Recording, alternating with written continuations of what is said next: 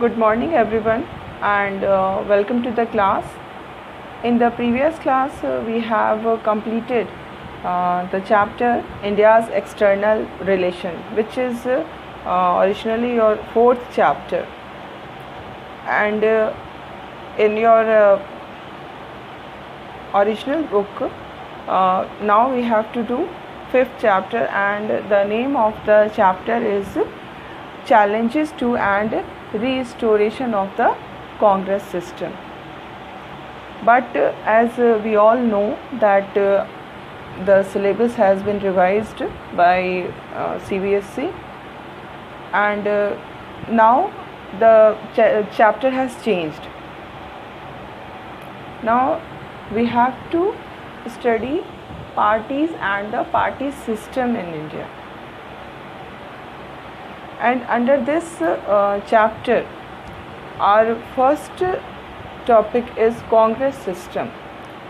So it is more or less same which is given in chapter 5, because in this chapter 5 what we are supposed to study, challenges and restoration of Congress system. And what was Congress system? We have studied this in our chapter 2. And now chapter 2, which was era of one party dominance, that chapter has also been deleted, and the major subtopics of the chapter is important for us, and that is why this Congress system has been added in this chapter. So we have discussed about Congress system, and under this chapter, first of all I will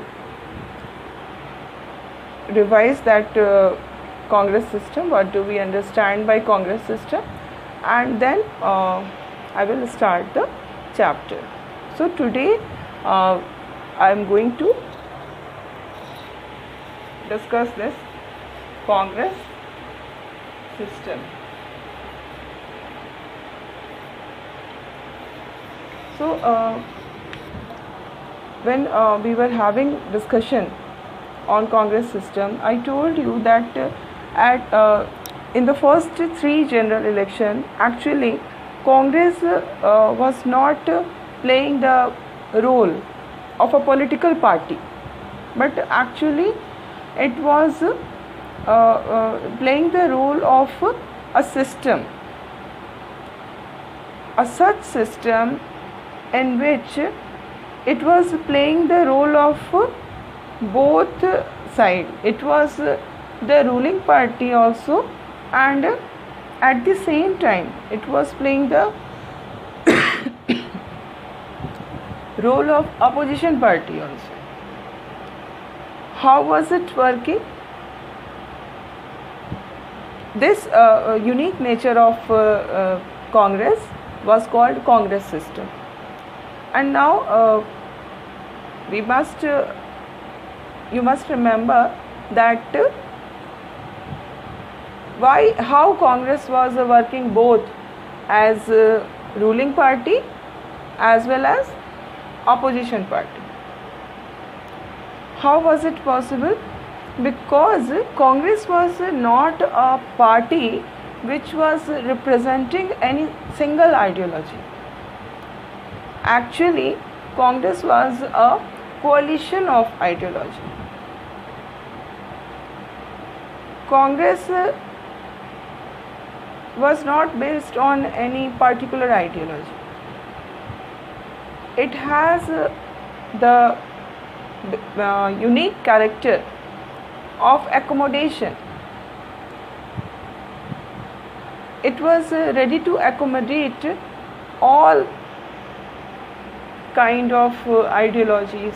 It was accommodating all groups of society, and in this way it emerged as a social and ideological coalition. And because of this coalition, what happened, that the opposition party which were existing at that time, because India was having a multi-party system. So opposition parties were there. But what we find, because of this nature of Congress, the opposition parties were left with no ideology. There was nothing left for the opposition. What is the role of opposition? What is the main function of opposition? The opposition party presents an alternate before the people. An alternate for what? An alternate for government. So the opposition is there to present itself as an alternate for the present government. Now what we are seeing, that Congress is representing all the ideologies. So in this situation, the opposition was not having any ideology of its own. We have seen that Swaraj Party was there, which was established in 1934 under Congress, and in 1948 it established itself free of Congress, out of Congress, independently in 1948. And then we saw that this Swaraj Party has adopted the socialist ideology. It tried to present itself before the people as a socialist party. But then what we find, that in the awardee session of Congress that took place in the year 1955, in that session Congress declared its goal to establish socialistic pattern of society in India. So socialistic pattern of society was declared the aim of Congress party, and now the Swaraj Party became without ideology, because the ideology which was supported, which was going to be supported by the Swaraj Party, now this ideology was taken by the Congress. So in this way the opposition was actually not presenting any kind of alternative of the government before the people. All the roles, the role of the ruling party, the role of the opposition party was played by the Congress itself, and this was Congress system. But this Congress system came under challenge. It was challenged when we find that in May 1964 Nehru died, and after the death of Nehru,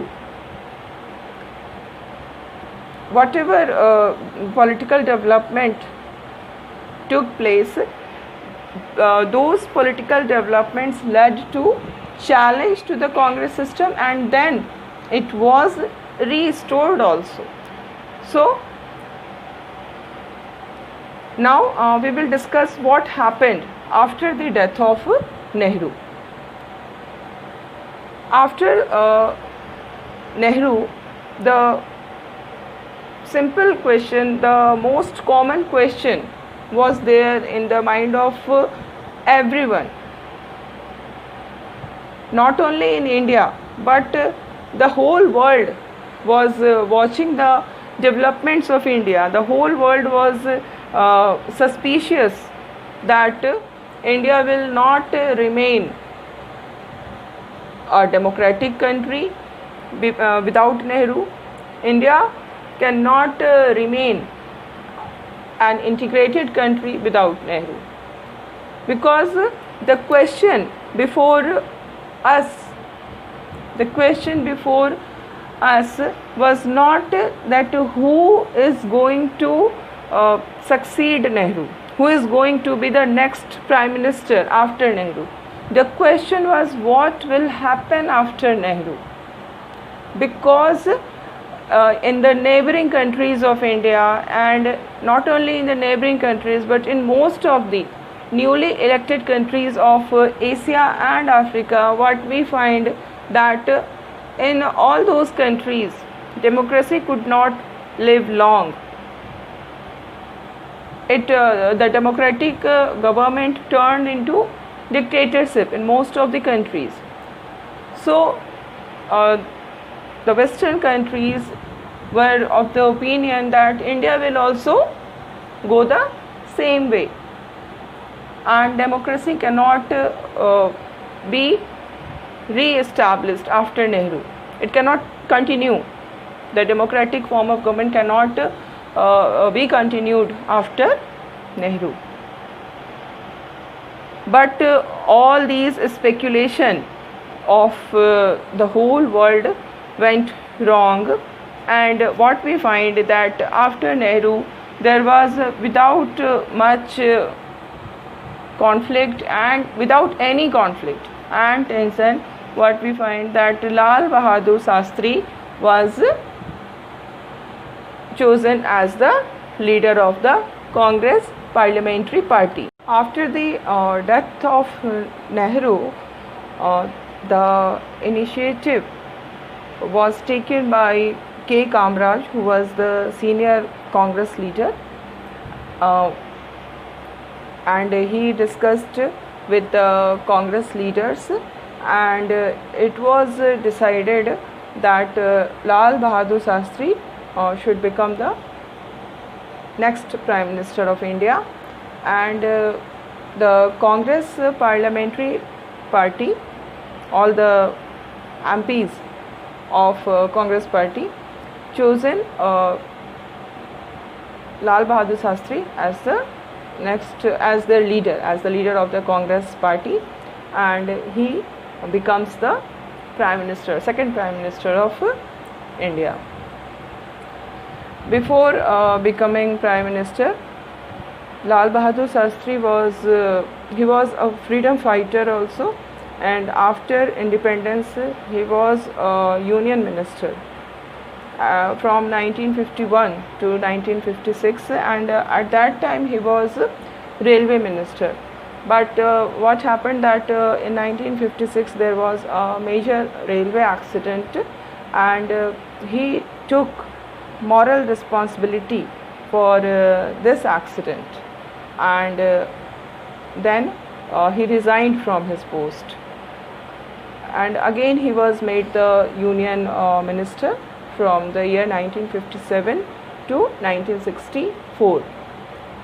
Actually, in his last years, Nehru came very close to Lal Bahadur Shastri, and he used to consult Shastri on important matters.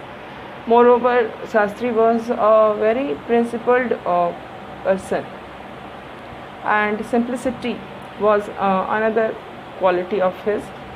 And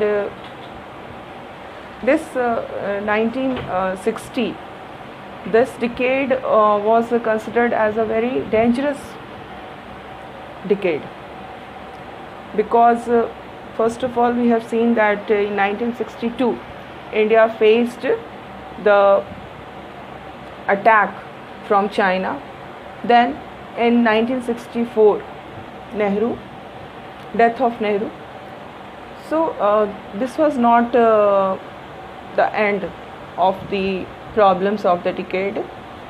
After this, we have discussed in the previous chapter that in the year 1965 there was Indo-Pakistan war, and then we see that India was facing a huge economic crisis because of these two wars. The economic condition of India became very bad, and at this time what we find that monsoon was also failed, and situation of drought was there in various parts of the country, and the country was facing food crisis. So all these problems were there, and at that time Lal Bahadur Shastri was the Prime Minister. He was the Prime Minister only for almost 2 years. But in his short span, he experienced so many things: war with Pakistan, and then food crisis, and as we have discussed in the previous class also, that after the war, when there was a peace treaty was to be done between India and Pakistan, and this peace treaty was to be done in Tashkent, which was at that time in USSR, and presently this Tashkent is in Uzbekistan. So on 10 January 1966, after this Tashkent agreement, on which Lal Bahadur Shastri signed and from Pakistan Ayub Khan signed, and this Shastri died in Tashkent mysteriously. So in this way we find that the tenure of the Prime Ministership of Lal Bahadur Shastri was very short. So the tenure of Lal Bahadur Shastri was short, but he did some marvelous job. The first thing which was done by him was the response given by India in the 1965 war was really appreciable. In this war, Indian Army reached up to Lahore, and apart from this achievement, he also gave the slogan Jai Jawan, Jai Kishan, and this slogan of Lal Bahadur Shastri is very important, keeping in mind the situation which was prevailing at that time. Now we will see that after the death of Shastri, again the problem of succession arose, and now this time it was not going to be a smooth affair, because there were two main contestants for the post of Prime Minister. The first was Morarji Desai, who was the veteran Congress leader, and the second was Indira Gandhi, who was the daughter of former Prime Minister Pandit Jawaharlal Nehru. Now we see that the competition between the two was very high, and both of them, we can't say both of them. Morarji Desai was a veteran leader. He was Chief Minister of Bombay, which was the joint state of Maharashtra and Gujarat at that time. So he was also holding the post of Union Minister for many years. And on the other hand, we see that Indira Gandhi, she was in the past, she was the President of Congress also, and in the government of Lal Bahadur Shastri, she was the Minister of Information. She was holding the post of Minister of Information. So this time consensus was not going to be achieved for the post of Prime Ministership.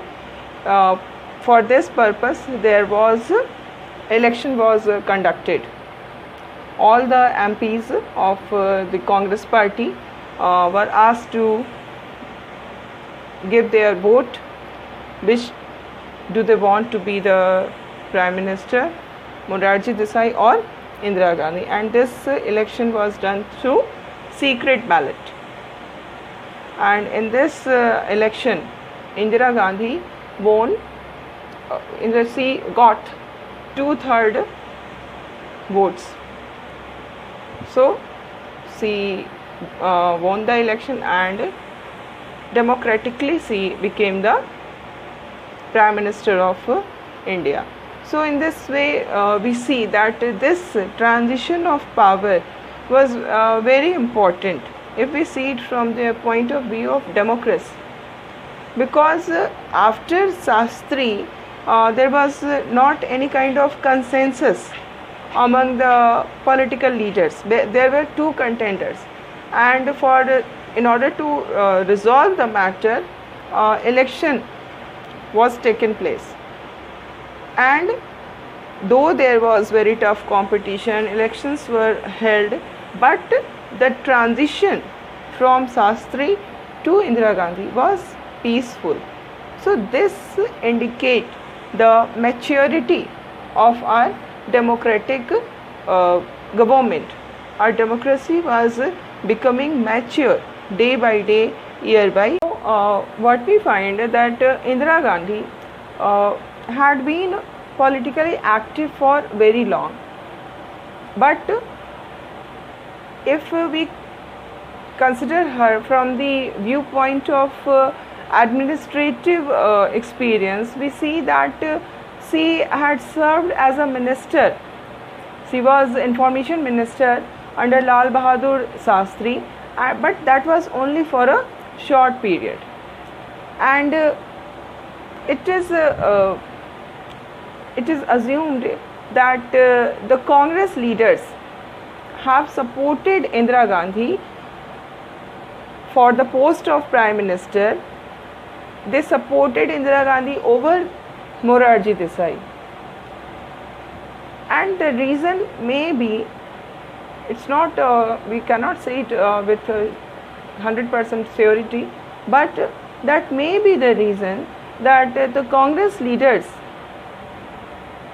they were thinking that Indira Gandhi, first of all, she is a woman, and India had never experienced a woman as Prime Minister.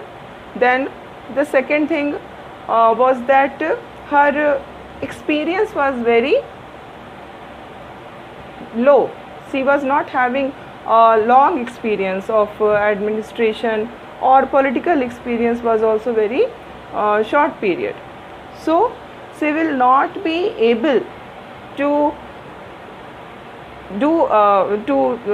fulfill the responsibility of the post of Prime Minister in an independent manner. She will have to be dependent on the senior leaders of the Congress for support and guidance also, because she was a knave. She will not be able to do everything on her own, and in this way these senior leaders were of the opinion that the actual power will be exercised by them, and the face of Prime Minister will only be the Indira Gandhi, but the actual decisions will be taken by these senior leaders.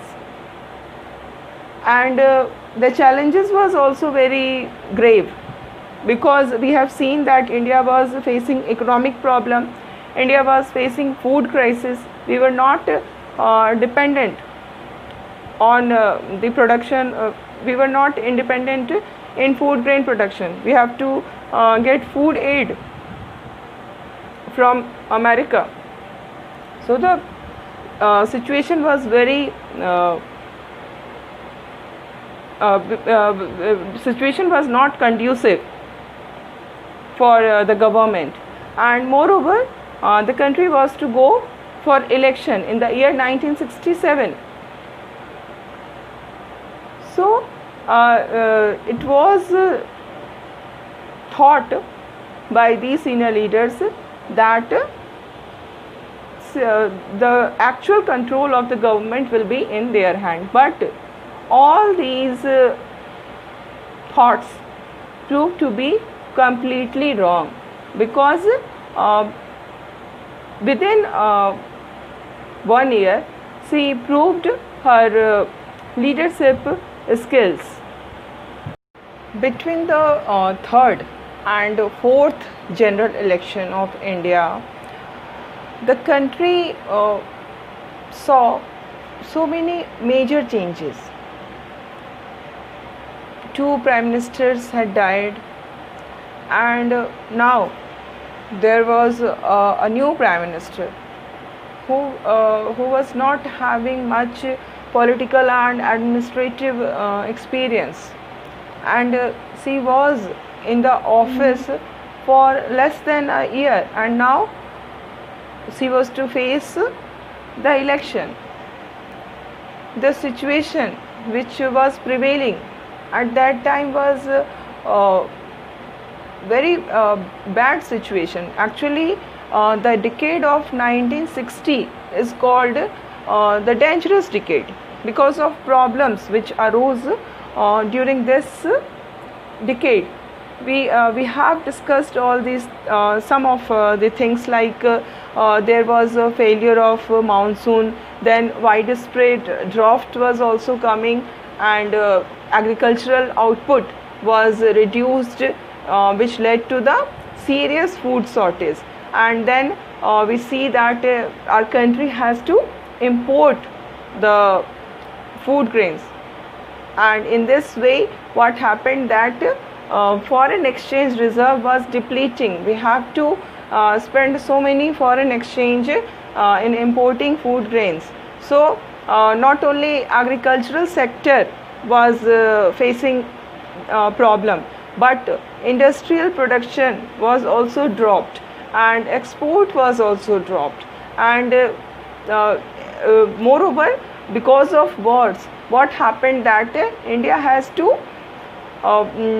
spend a lot of money on the military preparedness, and the whatever money was we were forced to spend on military front, that money could have been spent for economic development, but that could not be that could not have happened. And we see that this type of situation, main problem was economic problem. Agriculture, the condition of agriculture and industry, both were very deteriorating. And in this situation, the decision, which was the first major decision taken by Indira Gandhi government, was to devaluate the Indian rupee. The value of Indian rupee was lowered, and this devaluation of Indian rupee was done under US pressure, because we were getting food aid from US, and in lieu of this food aid, US was pressurizing our country, our government, to adopt such policies which are favorable to US.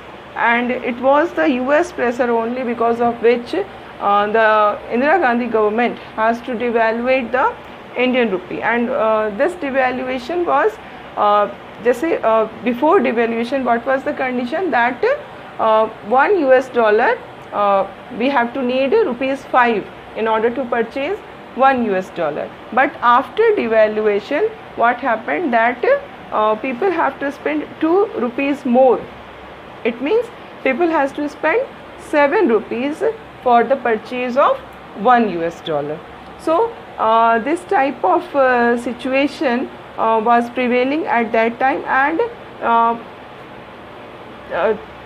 it was new leadership, and so the whole situation in the country was not good for the government. Anti-government thoughts, anti-government sentiments were very high in the country because of economic problem. All these economic problems gave rise to led to the price rise. Because of economic problem, what was the consequence? The consequence was price rise, and because of this price rise, people were very badly affected, especially the poor people. And now against this price rise, people started to protest. And not only the problem of price rise, there were also problem of unemployment. The number of unemployed people was rising, and the overall economic condition of the country was becoming worse.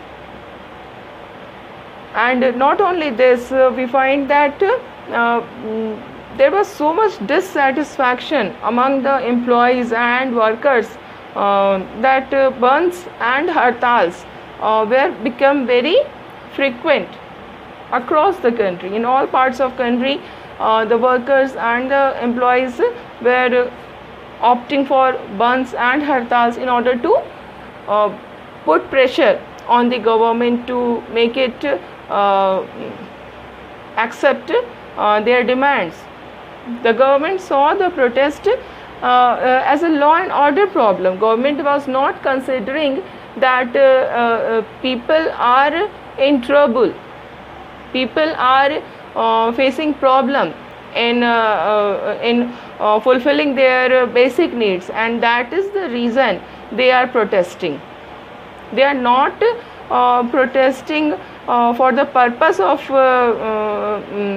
any without any reason. They are protesting because they were facing genuine problem. They were facing the problem of non-fulfilling of the basic needs of life. But the government was not seeing it in this way. The government was seeing that these protests, these bunds and hartals, all these were law and order problem, and it was trying to solve this problem by enforcing law and order, by not giving solution to the problems. And because of this attitude of government, what happened, that the public bitterness, the public support to the government was becoming less, and an atmosphere of unrest was there. So now what happened, that the opposition parties like the communist and the socialist parties started to take advantage of this situation. They started a struggle for greater equality, and the CPI was split. There was a split in the CPI, as we studied in the previous chapter. A new party, that was CPI-M, M for Marxist, came out from the Communist Party of India, and from this also again there was a split in the CPI-M, and a new party, CPI-ML, that is Marxist Leninist. ML is for Marx, M for Marx and L for Leninist. And this CPI-ML was based, this party, the basis of this party was armed agrarian struggle. It believed in armed agrarian struggles, and it organized peasants' agitation. So the situation was becoming out of control. The situation was becoming worse. Not only the peasants were organized by this CPI-ML, and they started armed struggle, but in this period we have also witnessed that Hindu-Muslim riots was also started to take place, and this Hindu-Muslim riots were worst since independence. So all this in this background there was going to be held the fourth general election.